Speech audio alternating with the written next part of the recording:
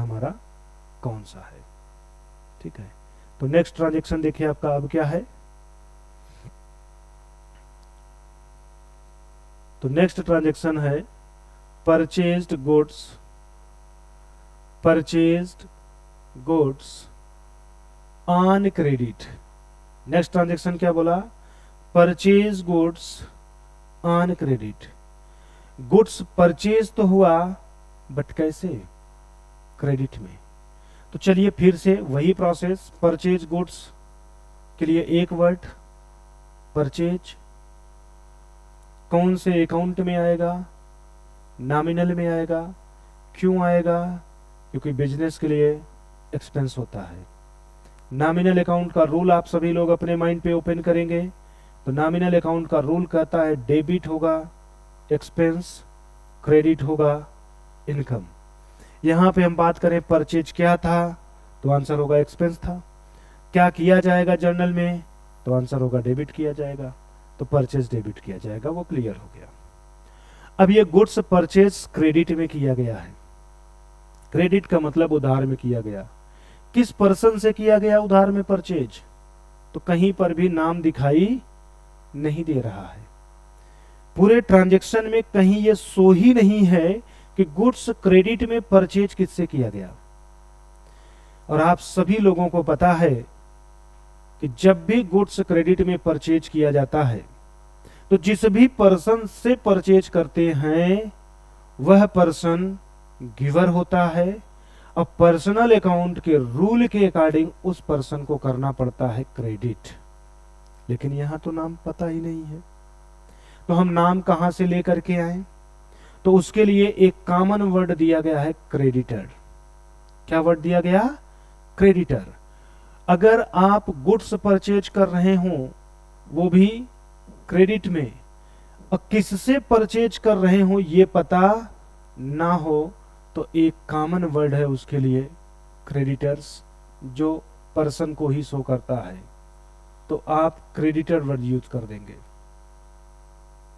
क्या यूज कर लेंगे फिर, क्रेडिटर्स।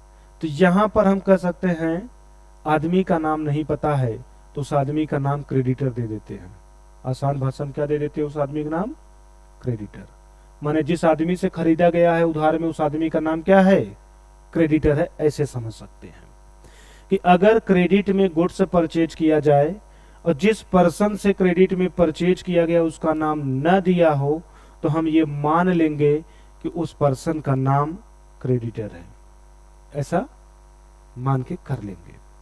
तो क्रेडिटर्स पर्सन का अगर नाम है तो कौन से अकाउंट में आएगा, तो आंसर होगा पर्सनल अकाउंट में आएगा। पर्सनल का रूल क्या कहता है, तो पर्सनल का रूल कहता है debit the receiver, credit the giver. Transaction अपने ऊपर लेके सोचे, आपने गुड्स परचेज किया है, जिस भी पर्सन से आपने गुड्स परचेज किया है वो पर्सन गुड्स आपको दे रहा है या आपसे ले रहा है, तो आंसर होगा दे रहा है। तो मतलब यहां पे वो क्या है, गिवर है। और according to personal account giver को क्या करते हैं, क्रेडिट। तो क्रेडिट कौन किया जाएगा, तो आंसर हो जाएगा क्रेडिटर, क्रेडिट कर दिया जाएगा। अब इस ट्रांजैक्शन में दो अकाउंट जो चाहिए थे वो आपने खोज लिया। उन दोनों अकाउंट्स में कौन डेबिट होगा और कौन क्रेडिट होगा ये आपने देख लिया रूल लगा करके। डेबिट हो रहा था परचेज, तो एंट्री पास करते समय परचेज को कर दीजिए डेबिट। ये याद रखिएगा, एंट्री पास करते समय हमेशा पहले डेबिट वाले को लिखिएगा, उसके बाद क्रेडिट वाले को लिखिएगा। तो परचेज को आप कर दिए डेबिट। क्रेडिट कौन होगा, क्रेडिटर्स। तो 2 लगा के लिखेंगे क्रेडिटर्स।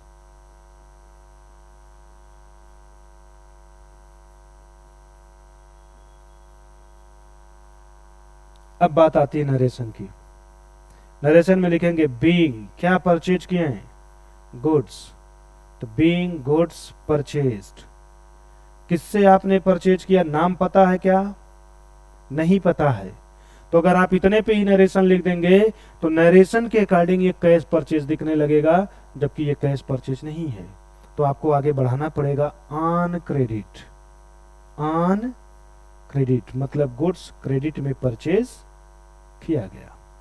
तो इस तरीके से हम इस ट्रांजैक्शन को कैसे जर्नल में रिकॉर्ड करते हैं वो हमारा कंप्लीट हो गया। इसको नोट कर लीजिए, समझ लीजिए, कोई भी कंफ्यूजन हो रहा हो नंबर डिस्क्रिप्शन में दिया है, कॉल कर लीजिए, अपने डाउट को पूछ लीजिए।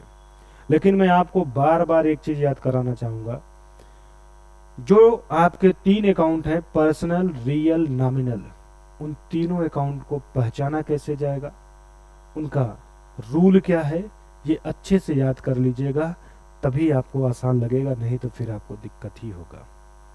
इसको आप लोग नोट कर लीजिए। अब इसके बाद नेक्स्ट जो ट्रांजेक्शन है उसको कैसे जर्नल में रिकॉर्ड किया जाएगा वो हम लोग देखते हैं। तो आप इसको नोट करिए, फिर अगले ट्रांजेक्शन